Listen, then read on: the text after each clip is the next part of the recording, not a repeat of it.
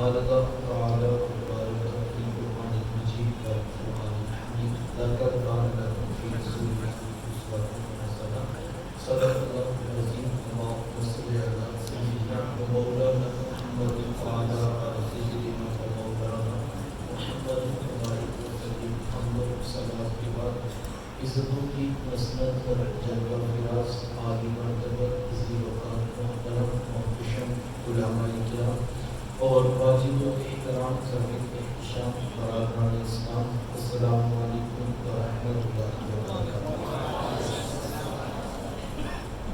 بات کی بات تعالیٰ مجھے اور آپ کو حضور علیہ السلام کی ذکر جمیل کی سعادت حاصل ہو رہی ہے۔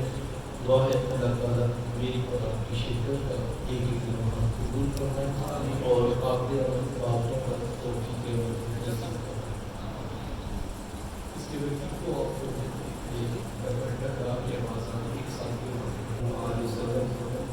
جاگن جاگی بلاد لائی جو صاحب زندہ اپنی والدہ حضرت آمنہ سلام علیہ کا کیا۔ 8ویں یہ اعزاز دشمن اسلام عبداللہ کی کنیز سویبہ کو حاصل ہوا۔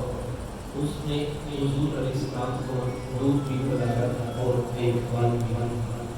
یہ جب دودھ تھا یہ چند کی ایک بال تھا، لیکن میرے آقا نے سویبہ کا اس احسان کو بھی پوری زندگی کر دیا۔ مکے میں تھے تو میری ماں کے لیے مبارک مدنی مدنی آیا تو جہاں مدینے سے ان کے لیے کپڑے بھی بھجوایا کرتے اور رکن کا بھی بندوبست کیا کرتے۔ یہ ہے شریعت، یہ ہے سیرت جو میرے حضور دیکھ رہا ہے۔ یہ زیادہ بیٹھے بیٹھے کہ دور سے ایک بوڑھی خاتون کو اپنی طرف آتے دیکھا۔ آقا کریم علیہ السلام نظر پڑی تو میرے حضور اٹھ کھڑے ہوئے، میری ماں کو پارتے ہوئے اور دوڑ لگاتے ہوئے ان کے قریب پہنچے۔ پھر کندھوں سے وہ چادر اتار کر نیچے زمین پر بچھا دیا، جسے میں اور آپ کائنات کا قیمتی اثاثہ سمجھتے ہیں۔ اپنی والدہ کو اس چادر کے اوپر بٹھایا، کان لگا کر گھنٹوں ان کی باتیں سنی، اور جب وہ بوڑھی خاتون خود اٹھ کر واپس جانے لگی تو کسی نے راوی سے پوچھ دیا یہ آنے والی خوش قسمت خاتون کون تھی کہ محبوب علیہ السلام نے کندھوں کی چادر ان کے قدموں کے نیچے بچھا دیا۔ تو بتانے والے بتایا کہ تمہیں نہیں پتا، یہی تو حضور علیہ السلام کی رضائی والدہ حضرت حلیمہ سعدیہ سگی ماں تو سگی ماں ہے۔ میرے محبوب علیہ السلام نے تو دودھ پلانے والی ماں کو بھی اتنی عزتیں عطا ہے۔ وہاں کا بٹن گھمایا گیا ہے، یہ اور یہ جو کام کیا ہے بٹن مزید کام کرتا ہے۔ میرے حضور ایک دن صحابہ کو نماز پڑھانے آئے، راحت نکاح صحابہ نے اٹھ کر حضور کا استقبال کیا۔ محبتوں پر یہ ہجوم دیکھا تو چھم چھم آنکھوں سے آنسو برسنے لگے۔ ایک ٹھنڈی آہ بھری اور کیا فرمایا، لو ادرکت والدیہ او احدہما، کاش آج میرے ماں باپ بھی زندہ ہوتے یا ان میں سے کوئی ایک ہی زندہ ہوتا، پھر میں لوگوں کو نماز عشاء پڑھا رہا ہوتا، اس میں سورہ فاتحہ کی تلاوت کر رہا ہوتا، پھر میری ماں کو میرے ساتھ کوئی کام یاد آ جاتا، وہ دروازے پہ آتی، چیمن سرکاتی، اپنے میٹھے اور پیار میں لہجے پہ فرماتی، اے بنی محمد، میرے بیٹے محمد میری بات تو سنو۔ کہا لوگوں میں نماز کا مصلی چھوڑ کر پہلے ماں کی بات کو سنو۔ زمانے کو عملاً بتایا کہ ماں کا وجود کتنا معتبر ہوتا ہے۔ بیٹیاں کیا ہوتی ہیں یہ زمانے کو میرے محبوب علیہ السلام نے آپ کر بتایا۔ آقا کریم علیہ السلام کی آمد سے قبل آپ تاریخ طرف اٹھائیں، جب کسی کے ہاں بیٹی پیدا ہوتی تو شرم سے اس کا منہ کالا ہو جاتا، عزت اور آبرو بچانے کا ایک ہی راستہ ہوتا کہ ظالم باپ ماں کی ممتا بری گود سے پھول جیسی بیٹی چھینتا गड़ा तोड़ के धक्का देकर ऊपर मिट्टी डाल दिया। अगर कोई बाप इतना जालिम, इतना सख्त था तो वो इस काबिल था कि मुआशरे में सर उठाकर जी सकता है, और अगर किसी के हाथों में इतनी सकत नहीं कि अपनी जिंदा बेटी का गला दबा सके तो वो इस काबिल नहीं था कि मुआशरे में सर उठाकर जी सके। ये अरब मुआशरा है जिसको कुरान मजीद फुरकान हमीद ने भी बयान किया है। वो अमलन बेटियों को ज़बा किया करते और बहनों को जिंदा दरगोर कर दिया करते। जिस दौर में बेटी ज़बा की जा रही थी, जिस दौर में बहन जिंदा दरगोर कर दी जाती है, मेरे हुजूर उस दौर में कलिमा हक बुलंद किया और हुजूर मैं बेटियों को ज़बा करने वाले सुन लो, फातिमा बिदअत मिन्नी, मेरी फातिमा तो मेरे जिगर का भी टुकड़ा है। ये कलिमा मोहब्बत भी है, ये कलिमा जिहाद भी है। लेकिन आज मैं या आप अपनी बेटी या बहन के लिए कोई प्यार वाली बात कहें तो ये बहुत बड़ी बात नहीं है। आज इस माशरे में बेटी की इज्जत है, आज इस माशरे में बहन का विकार है। यूं ही कोई बूढ़ा बाप अपनी झुकी हुई कमर पे बोरियां लाख लाख तक मजदूरी कर रहा है कि मैंने अपनी बेटी को इज्जत के साथ रुखसत करता है। जवान साल भाई फैक्ट्री में ओवर टाइम लगा रही हैं कि हमने बहनों को इज्जत के साथ बयाना है। यार ये बाप तो ज़बा करता था, ये भाई तो जिंदा दरगोर कर देता था। इनके सीने में इतना फूट फूट कर प्यार किसने बात किया? जवाब एक ही मिलेगा, ये फैज़ है आमिना के लाल, ये फैज़ है मेराब वाले आका का, जिन्होंने करती बेटियों को इज्जत और ज़बा होती हुई बहनों को जिंदगी की बहारें अता की। आका करीम अलैहिस्सलाम एक दिन घर तशरीफ लाए तो उम्मुल मोमिनीन हज़रत सय्यदा आयशा सिद्दीक़ा रज़ियल्लाहु अन्हा अर्ज़ करती हैं कि हुज़ूर आज बड़ा अजीब वाक़या हुआ। हुज़ूर मैं आयशा आज क्या हुआ? अर्ज़ की हुज़ूर एक हबशिया नया औरत आई और उसने दरवाजे पर आकर सदा लगाई।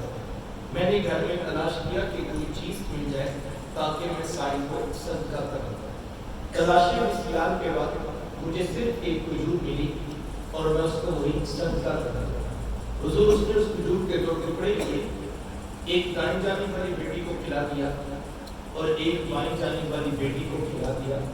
हुज़ूर माँ खुद भी भूखी थी, उसका अपना पेट की कमर से लगा हुआ था, लेकिन उसने खुद कुछ नहीं खाया और सब कुछ अपनी बेटियों को ही खिला दिया।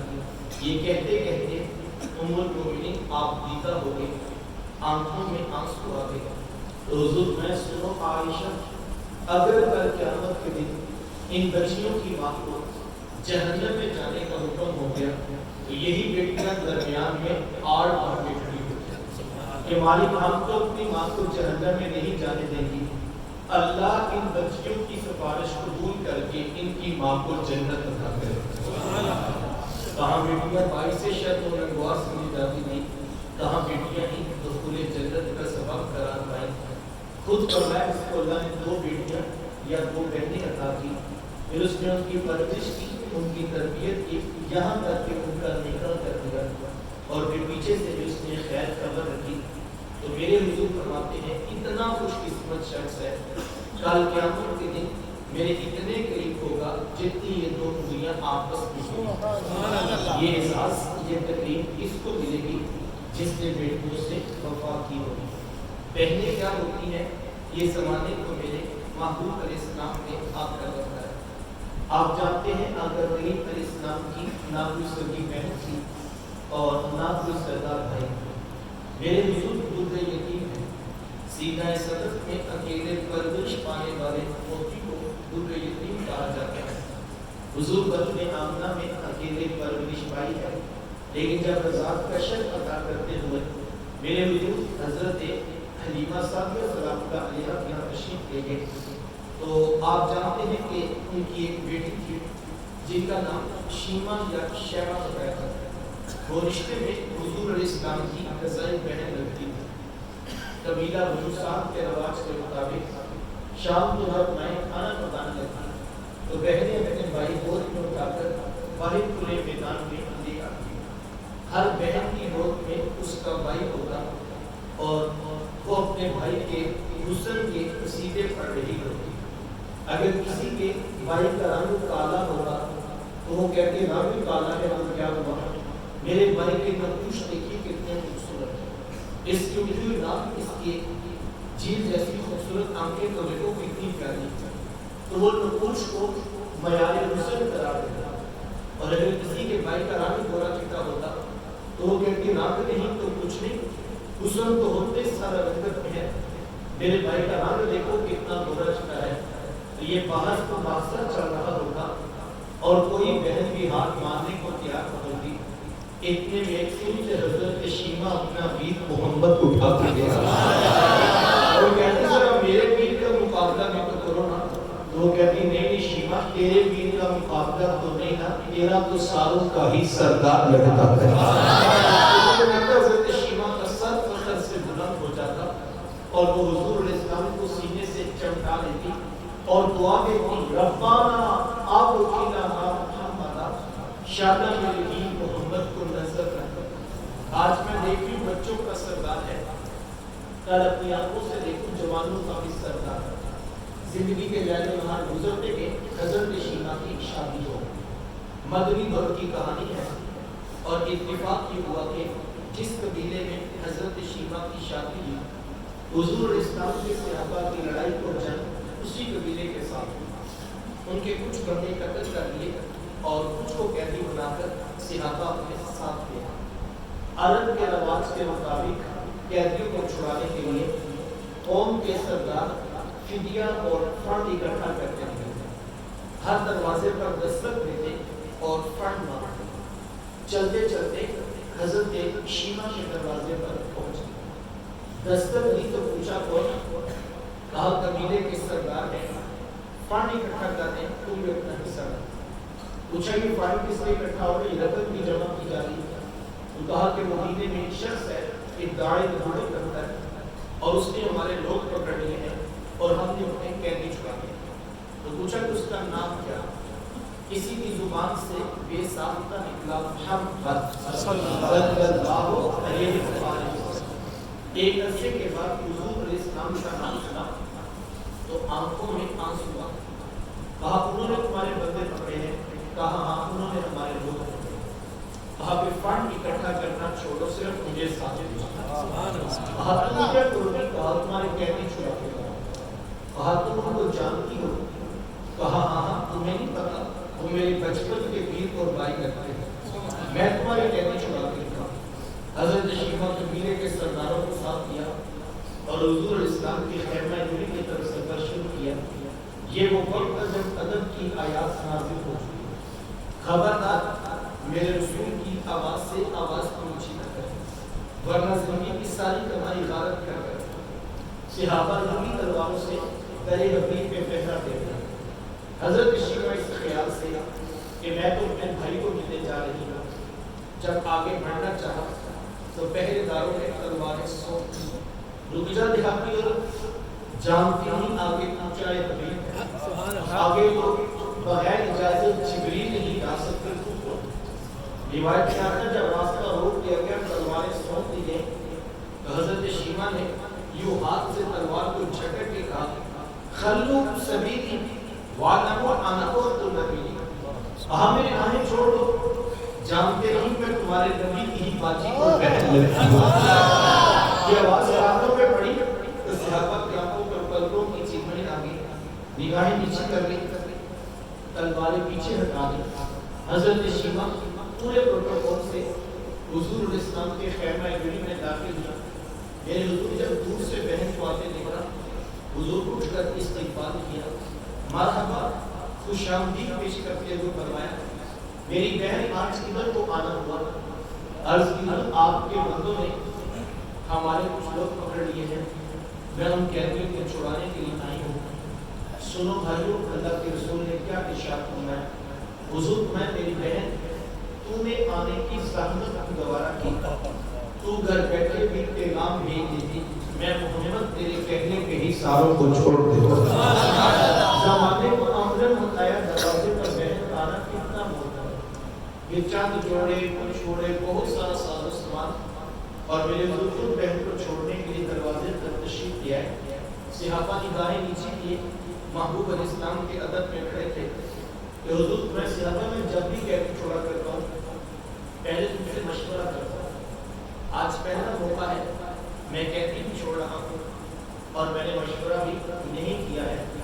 عرض کی ہے بندہ نواز, آپ مالک کل کائنات ہیں, آپ جو چاہیں کریں, ہم دونوں کے بدل درمیان میں مشورہ دینے والے. لیکن حضور جی اتنا تو بتائیے, آج کون سی خاص بات تھی کہ آپ نے مشورہ بھی ضروری نہیں سمجھا؟ حضور میں صحابہ, آج میرے دروازے پر میری بہن آ گئی تھی, اور جب بہن دروازے پہ آ جائے, اللہ کا رسول مجھے خالی نہیں ہوا کرتا. زمانے کو عملاً بہن کا رشتہ میرے محبوب علیہ السلام کی تحریر سے ملا. توجہ چاہوں گا, اور سمٹ رہا ہے. جس دور میں بیٹی ذبح کی جا رہی تھی, جس دور میں بہن زندہ تدبیر کر دی جاتی, جس دور میں ماں جیسا رشتہ بھی منڈیوں اور بازاروں میں بک جاتا تھا, اس دور میں بیوی کی کیا حیثیت ہوتی. جبکہ آج کے اس تہذیب یافتہ دور میں بھی کچھ لوگ بیوی کو پاؤں کر جوتا خیال کرتے ہیں. یہ زمانے جاہلیت کی باتیں ہیں. آقا کریم علیہ السلام نے ازواج مطہرات کے ساتھ جو حسن سلوک کی داستانیں رقم کی ہیں, زمانہ ان کی مثال نہیں لا سکتا. کسی کو میرے حضور محمد کہتے ہیں تو کسی کے لیے بکری کا بچہ ذبح کرتے ہیں اور گوشت کے مختلف ٹکڑے ان کی سہیلیوں کے یہاں بیچتے ہیں. حضور کثرت کے ساتھ حضرت خدیجہ کی کبریٰ رضی اللہ عنہا کا ذکر کیا کرتے ہیں. حضرت سیدہ عائشہ صدیقہ رضی اللہ عنہا فرماتی ہیں کہ میرا جو ان سے رشتہ تھا, ایک دن میری زبان سے بے ساختہ نکل گیا کہ حضور اللہ نے آپ کو بہتر ازواج عطا کر دی ہیں اور آپ ابھی تک اس بوڑھی عورت کا ذکر نہیں چھوڑتے. فرماتے کہ حضور کے چہرے پر جلال آ گیا اور حضور میں, اے عائشہ مجھے خدیجہ کے بارے میں تکلیف نہ دو. جب پورے مکے نے میرا انکار کیا تھا, ایک خدیجہ کی جس نے میرا اقرار کیا تھا. میں کیسے بلا سکتا ہوں جب زمانہ میری مخالفت کر رہا تھا, لیکن خدیجہ اس وقت بھی میرے سے محبت کی دعویدار تھی. فرماتی کہ میں نے ہمیشہ محبتوں کا ہی اظہار کیا, اور یہی حضرت خدیجہ کی کبریٰ رضی اللہ عنہا ہے. جب ان کا وقت آخر قریب آیا, حضرت عائشہ صدیقہ رضی اللہ عنہا کو بھیجا اور کہا بیٹا جاؤ جا کر حضور علیہ السلام سے چادر رحمت مانگو. سیدہ حاضرہ اتنا نہیں اور آپ کا رضی کہ میری والدہ چادر مانگ رہی. آقا کریم علیہ السلام نے چادر بھی اتار کر پیش کر دی اور ساتھ فرمایا کہ بیٹا اپنی والدہ سے پوچھو کہ چادر کیا کرتا ہے. یہ کہتے کہتے میرے حضور کی ساتھ تشریف لے آئے اور حضور میں خدیجہ آپ کی چادر کیا کرنی ہے؟ عرض کی حضور مجھے جو بخار ہے لگتا یوں ہے کہ جان لیوا ثابت ہوگا. میری آرزو یہ ہے کہ مجھے کفن ملے تو آپ کی چادر رحمت ملے. یہ حضور علیہ السلام کی سیرت کا کتنا بڑا حوالہ ہے کہ بیوی آرزو کر رہی ہے اگر مجھے شوہر کی چادر میں کفن مل جائے تو یہ رب کی حضور کی بخشش کی ضمانت ہوگی. حضور علیہ السلام نے چادر کو اتار کر پیش کر دی اور ساتھ فرمایا کہ خدیجہ آپ نے تو صرف چادر نام دیا ہے, لاؤ ارد انجیل دی لآ دے دوں گی, اگر آپ مجھ محمد کی جگر کی ماں کے سی میں وہ بھی اتار کے پیش کر دی. زمانے کو رشتوں کا تقدس میرے محبوب علیہ السلام کی تحریر سے ملا. بھائی کیا ہوتے ہیں, یہ زمانے کو میرے محبوب علیہ السلام نے آن کر بتایا. آقا کریم علیہ السلام تشریف فرما کے ایک نوجوان حاضر خدمت ہوا. آپ کا عرض کرتا ہے کہ حضور میں کماتا ہوں اور میرا بھائی کماتا نہیں, رہتے کرتے ہیں اخراجات سکتے ہیں تو میری کمائی بھی اس کی طرف چلی جائے گی. اس طرح ایک کمانے والے بھائی نے نہ کمانے والے کی شکایت اللہ کے رسول کی بارگاہ میں پیش کی. آج گھر گھر کا یہی دوسرا ہے, جو زیادہ کماتا ہے وہ کسی کو خاطر نہیں لاتا. بڑا بھائی چھوٹوں کے لیے بے پناہ محبت کے جذبات رکھتا ہو, لیکن اس کی آمدن تھوڑی ہو تو چھوٹے تانا دیتے ہیں کہ تو نے باپ کے بعد کون سی جاگیر ہے جو میرے لیے بچا کے رکھا. آج کل جاتا تو کہتا ہے تیری عزت کوئی نہیں کرتا, تیری عزت کس بات پہ کرے. آج کل جاتا ہے تیرے بچوں کی فیسیں تو ہم ترسیح کر کے اخراجات تو ہم چلا رہے, تیری عزت کس بات پہ کرے. آج جس بھائی کے پاس دولت زیادہ نہ ہو سگے بھائی کی عزت کرنے کی اختیار ہے. لیکن میرے حضور نے کیا فرمایا, سائل کہتا ہے میں کماتا ہوں اور وہ کماتا نہیں. حضور میں ہو سکتا ہے اللہ تجھے رزق تیرے اس بھائی کی وجہ سے دے رہا ہو جو کماتا نہیں. آج کے اس درس سے، آج کی اس محفل سے ہم یہ جملہ ہی سمجھ لیں، یہ تو کرم ہو گیا صاحب کہ اس نے تیرا ہاتھ دینے والا میں دینے والا. اگر تیرا ہاتھ دینے والا بنا دے تو کیا کر سکتا؟ تو بھی تو سیمان کا بیٹا، تو بھی تو سیمان کی اولاد ہے. تیری رگوں میں پلک سے سلطان کا خون تو نہیں توڑ دو، تیرے دماغ میں پلک سے سوچو کہ سوتے تو نہیں پوتے. تجھے اپنی ڈگریوں پہ ناز ہے، تیرے سے بڑی بڑی ڈگری والے لوگوں کے آگے خواب چھان دے. یہ محض اس کا کرم تھا. اس نے تیرا ہاتھ دینے والا ساری برادری پورا خاندان 30 سال سے کاروبار کرنے والے نیچے رہ گئے. تیرا ستارہ پورے سوریا کی بلندیوں کو چھونے لگا.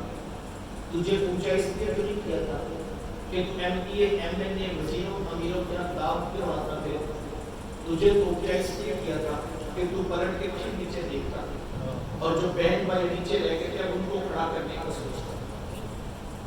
تو کسی نے کسی کروڑ پتی کا انٹرویو لیا تو پوچھا جناب آپ کروڑ پتی کیسے بنے؟ آج ہر شخص چاہتا ہے میں بھی راتوں رات امیر ہو جو میں بھی کروڑ پتی بنوں. پوچھا جناب آپ کروڑ پتی کیسے بنے؟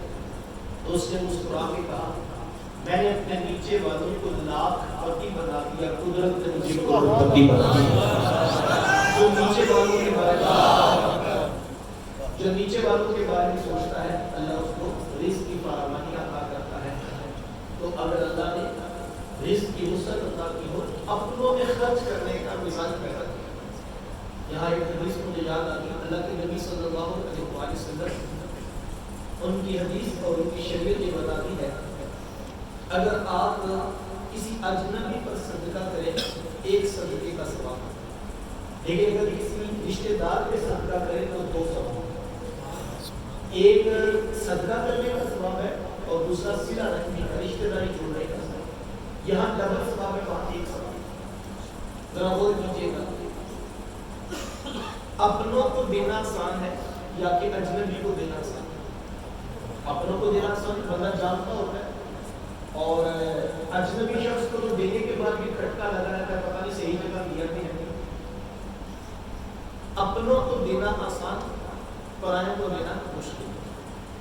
میرا سوال دوسرا ہے، زیادہ ثواب آسان کام کرنا چاہیے مشکل کام؟ جو کام مشکل ہو اس کا ثواب بھی زیادہ ہونا چاہیے. اپنوں کو دینا آسان، ثواب 2 گنا. پرائے کو دینا مشکل، ثواب 1 گنا. عقل کہتی ہے اگر کام آسان ہو تو ثواب 1 ہونا چاہیے، کام مشکل ہو تو ثواب 2 ہونا چاہیے. لیکن یہاں معاملہ اس کے بعد سے رشتہ دار کو دینا ہے، بھتیجے کو دینا ہے، بھانجے کو دینا ہے، بندہ جانتا ہے آسان ہے دینا، کیا ثواب بھی ڈبل، کام بھی آسان، ثواب بھی ڈبل. اجنبی کو دینا بھی مشکل اور ثواب بھی. تو ذہن میں سوال پیدا ہوتا ہے کہ جب اپنوں کو دینا آسان ہے پھر ثواب ڈبل ہوگا اور پرائے کو دینا مشکل ہے اور ثواب ہے. علماء نے بڑا خوبصورت جواب دیا، کہا جب تم اپنوں کو دو گے لوگ تمہاری سخاوت کا ڈنڈورا نہیں ملے. لوگ کہ بھتیجے کو دیا کون سا کمال، حاکم کو دے دے. بھانجے کو اگر فیس دی ہے تو کون سا کمال کیا، حاکم کا تھا اللہ نے دیا دے دے. میرے حضور نے کتنا خوبصورت فرمایا، مطلب کیا، لوگ تمہاری سخاوت کا ڈنڈورا نہ بھی پیتے، تم اپنوں کو دینا، میں محمد وعدہ کرتا ہوں تمہیں 2 گنا ثواب عطا کرے گا. تمہیں اب 2 گنا ثواب عطا کرے گا. تم اپنوں پہ خرچ کرنا. بلکہ ایک حدیث یہاں اور بھی سن لیجیے، حضور علیہ السلام نے فرمایا صحابہ میں تمہیں رزق میں اور عمر میں برکت کا وظیفہ نہ بتاتا. یہ وہ 2 مسائل ہیں جس پہ میرا پورا معاشرہ جھگڑا ہوتا ہے اور اللہ تعالیٰ نے خدا نہ خواستہ کسی شخص کے گھر یہ دونوں مسائل اکٹھے آ گئے، غربت اور بیماری، جہاں دونوں اکٹھے آ گئے وہ گھر کو پھر اٹھنے کے قابل ہے. ایک طرف مہنگائی کا بڑھتا ہوا طوفان، معیشت کا بحران اور پھر ہاسپٹلس کے اندر اخراجات. ایک پہلے معیشت نہیں ہے کاروبار کی اور دوسرا پھر بیماری پر اللہ صحت عطا فرمائے. کل بھی ہماری دوست ان میں بڑی بیماری بھتیجے کو ڈائگنوز ہوئی تو ڈاکٹر نے کہا کہ 15 دن کی دوائی 15 لاکھ روپے کی. اب مجھے میں صبح سے سوچ رہا ہوں کہ وہ کیسے 6 ماہ کا کورس ہے، تو اب اپنی آنکھوں کے سامنے ہے، منظر ایسا ہے. تو اگر یہ دونوں چیزیں اکٹھی آ جائیں تو انسان تو پھر مسائل سے نکل نہیں سکتا، ظاہر ہو کے بیٹھے. اچھا اگر آج کی نشست میں آپ کے چاہیں کہ میں آپ کو ان دونوں مسائل کا حل بتاؤں، اور آپ یہ سوچ رہے ہو کہ میں آپ کو کسی سیاسی بابے کا نمبر بتاؤں گا یا کسی دام والی سرکار کا پتہ بتاؤں گا، تو یہ آپشن میرے پاس نہیں ہے. ویسے میں ایک نمبر بتا دیا جائے تو فکری طور پر جو قوم کی حالت ہے، تھوڑے 80% لوگ شروع اس کے ڈھیر پہ ہوتے ہیں. وہ جس کو صبح فجر پہ وقت ذات نہیں آتی، وہ بھی پہاڑوں پہ بتاؤ تو دام کرانے کے لیے پہنچ جاتا. وہ جو جمعے والے دن بھی نماز کے لیے وقت نہیں نکال پاتا، اس کو کسی طبیعت والے کا پتہ بتاؤ تو پہنچ جاتا. بلکہ بعض بات ہم دیکھتے ہیں اس موضوع پر اتنی خستہ حالت ہے کہ کچھ لوگ فٹ پاتھ پہ بیٹھے ہوئے تھے، کچھ ہوتے بتاؤ میرے ساتھ کیا ہوا. جس بیچارے کو اپنا نہیں پتا کہ اس کے ساتھ کیا ہوا ہے، وہ ہمیں بتائے گا ہمارے ساتھ کیا ہے. میں تو جب ان لوگوں کی حالت دیکھتا ہوں تو مجھے اپنے امام کا وہ شعر بھی ساتھی کا یاد آتا ہے، تیرے در سے جو یاد وہ در پر جو بھی اللہ جنہوں نے در سن کر چوکھٹ چھوڑی ہے، پھر 2 نمبر 3 کے گھر گئے. پھر جھوٹا تجویزوں والا تو کوئی گھر گئے، وہ کبھی کہے گا چچا نے کچھ کروا دیا، کبھی کہے گا خالہ نے کچھ کروا دیا. تم نے صاحب اللہ اس کے ظلم کی چوکھٹ چھوڑی ہے، تمہیں کبھی سکون نہیں. تو ایسی خیر کوئی آپشن میرے پاس تو نہیں ہے، لیکن اگر آپ یہ چاہیں کہ ان دونوں مسائل کا حل میں آپ کو بتا دوں تو میرے اپنے پاس تو کچھ نہیں ہے. لیکن اگر آپ کے دامن میں وسعت ہو تو میں حضور علیہ السلام کی ایک حدیث کا سنا، اور اس کے بارے میں قسم اٹھانے کی ضرورت نہیں کہ میرے حضور کی بات کتنی سچی ہے. اتنی سچی بات کہ جن کے بارے رب خود فرماتا ہے وما ينطق عن الهوى ان هو الا وحی یوحی. کہ لوگوں میرا محبوب اپنی مرضی سے بات نہیں کرتا، جب ہمارا پیغام آتا ہے تب محبوب کے لب واہ ہوتے ہیں. اتنی پکی بات. اللہ اکبر. اتنے سچے کہ جنہوں نے کلمہ نہیں پڑھا وہ بھی کہتے تھے صادق بھی تو ہے، امین بھی تو ہے. آؤ ان کی دہلیز سے نسخہ کیمیا اپنی زندگیوں میں شامل کیجیے. ایک حدیث میں ایک جملے میں دونوں مسائل کا حل بتایا. حضور میں صحابہ میں تمہیں رزق میں اور عمر میں برکت کا وظیفہ نہ بتاؤں؟ تو صحابہ نے کہا حضور کیوں نہیں، آپ ارشاد فرمائیں. حضور میں کے صحابہ آپس میں رشتہ داریاں جوڑا کرو، اللہ رزق میں بھی برکت دے گا، اللہ عمر میں بھی برکت دے گا. ٹوٹے رشتوں کو جوڑا کرو، رزق میں وسعت ہو، اس سے صحت میں برکت ہو. بطور مومن ہمارا اس بات پر یقین ہے کہ یہ 100% سچ ہے. لیکن پھر بھی اگر آپ پیچھے ماضی میں پلٹیں تو اس کے عملی مشاہدہ بھی آپ دیکھ سکتے ہیں کہ 25-30 سال آپ پیچھے پلٹ جائیں. ایک بوڑھا باپ کمانے والا ہوتا تھا، چھوٹی سی دکان ہوتی تھی، صبح فجر کے بعد کھلتی تھی اور عصر کے بعد اس کی کلوزنگ شروع ہو جاتی تھی، اور وہ بوڑھا مغرب کی نماز اپنے محلے میں آ کے بعد جمع کرتا تھا. نہ اوور ٹائم لگایا جاتا تھا، نہ ڈبل شفٹ کا کانسیپٹ تھا. بہنیں نہیں کماتی تھی، بیٹیاں نہیں کماتی تھی، ماں نہیں کماتی تھی، ایک بوڑھا کمانے والا تھا. 5 بچوں کی فیسیں بھی دیتا تھا، رینٹ بھی دیتا تھا، اور شادی بیاہ کی خوشی غمی کی تقریبات بھی جاتا تھا. اور اگر برادری میں کوئی خوشی کا موسم آ گیا تو اس نے آتے ہوئے کہہ دیا کہ یہ 2-3 چیزیں بازار سے شہر سے میں بنوا کے بیٹی کے لیے بھیجوں گا. کسی کے ہاں مرگ ہو گیا تو اس بوڑھے نے کہا یہ کتنے پیسے میرے ڈال دو. اور جب مسجد میں اعلان ہونے لگا تو سب سے پہلے وہ کھڑا ہو گیا کہ سبوں کے پیسے میرے ذمہ ہیں. ایک شخص کا یاد 5 بچوں کے اخراجات بھی پورے کرتا تھا، دکان کا رینٹ بھی دیتا تھا، گھر کا کرایہ بھی دیتا تھا، خاندان کی خوشیوں غمیوں میں بھی کھڑا تھا، مسجد مدرسے ہاسپٹل کے ساتھ بھی کھڑا تھا. یار وہ ایک کمانے والا اتنے دکھ کیسے اپنی جھولی میں ڈال کے مسکراتا تھا؟ اس کی وجہ یہ تھی صاحب اس کا اپنے رسول کی حدیث پہ عمل تھا. دکان تو اس کی چھوٹی تھی، لیکن جب بیٹے اٹھ کھڑے ہوئے اور انہوں نے کہا کہ ہم نے چاچے سے پورا حساب کرنا ہے بیٹھ کے، اس نے کہا نہیں بیٹا، اگر میری اولاد ہو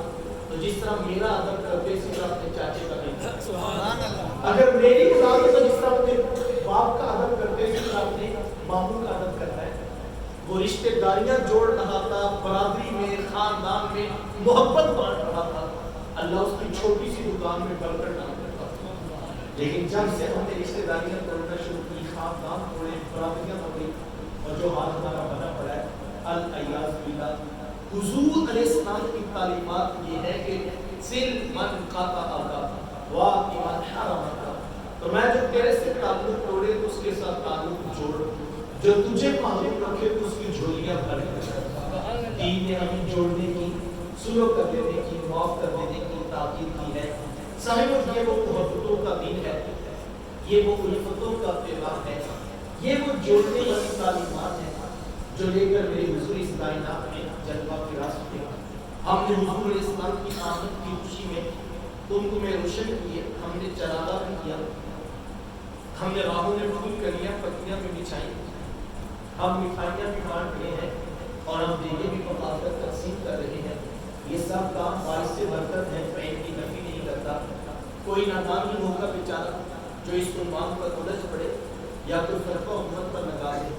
میں تو صرف ایک بات کہتا ہوں کہ یاد اگر حضور علیہ السلام کی آمد کی خوشی بھی نہیں منانی تو پھر کائنات میں خوشی بچتی ہوتی ہے۔ خوشی ہوتی کیا ہے؟ خوشی کہتے کسے ہیں؟